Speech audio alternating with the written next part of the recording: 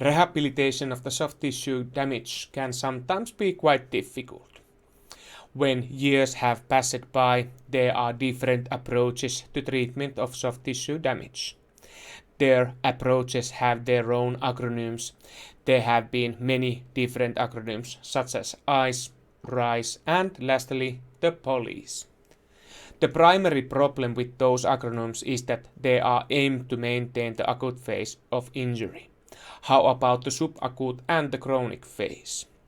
In Dubois and Esculiera's article from 2019, they presented a new set of acronyms, peace and love.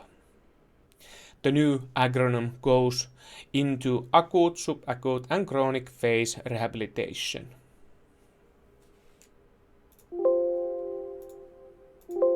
P comes from the word protect. The purpose is to reduce and, if necessary, limit the movements for 1 to 3 days to prevent leakage in the area of injury and to prevent excessive tissue overload.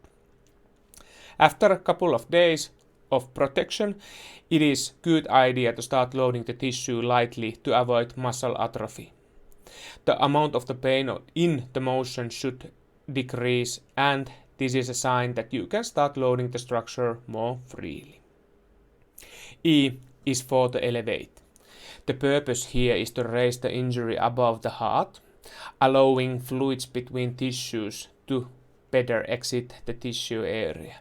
Although there is no strong evidence of benefits, an elevated position is still recommended because it has low risk to benefit ratio and it might make the sound of the acronym a bit more better.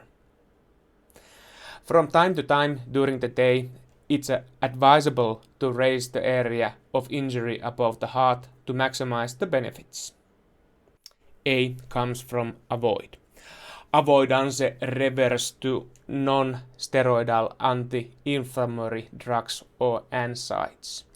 The body has its own mechanism to reduce local inflammation. If the use of NSAIDs is prolonged, then it will begin to negatively impact the normal healing process.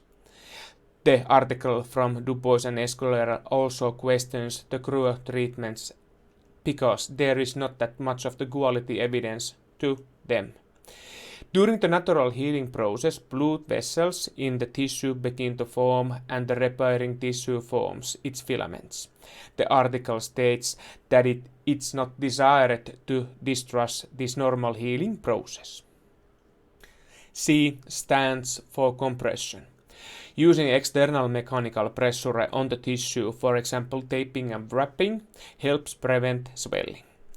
A use case would be after an ankle injury. Taping reduces swelling and makes it easier to cope in everyday life.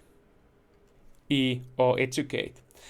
An injured client should be instructed in the benefits of active rehabilitation and avoid excessive external treatment. For example, cryotherapy or electrotherapy. It's a good idea to allow the body go through its normal tissue healing schedule during the guidance phase. Once the acute phase is over, it's time to transition to next phase. During the rehabilitation of the soft tissue, they will going to need love. L is for the load. Active rehabilitation and training typically helps with the musculoskeletal disorders. The mechanical load should be normalized as soon as possible when the symptoms and the pain starts to dissipate. Load in the healing phase without pain increases the condition for the healing, structural remodeling, and increases the load-bearing capability of the tissue. O being the optimistic. The client's positive default values about their own rehabilitation increases their chance of better outcome and the compliance with their care. If the situation becomes unnecessarily catastrophic, then unnecessary fear and or depression may be added, leading the emerge of obstacles to rehabilitation. For example, when dealing with the ankle torsional injury, beliefs and feelings have more of an impact on the outcome of the treatment than the extent or size of the injury itself. V or vascularisation. In the exercise phase, it is important to support of the recovery of normal circulation. After an acute injury, it's very important to start moving the injured area.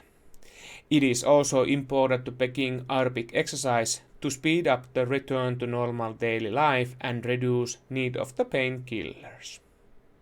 Finally, E or exercise. Strong research data can be found around the exercise and ankle torsion for the injuries.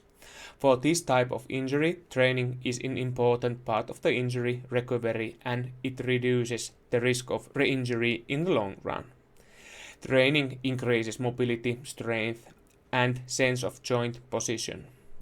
Severe pain should not be felt while training. During training, load should gradually increase so that the tissue is offered optimal healing as the training progresses. In soft tissue injuries, it is important to look at the overall situation when the client comes out of the acute phase.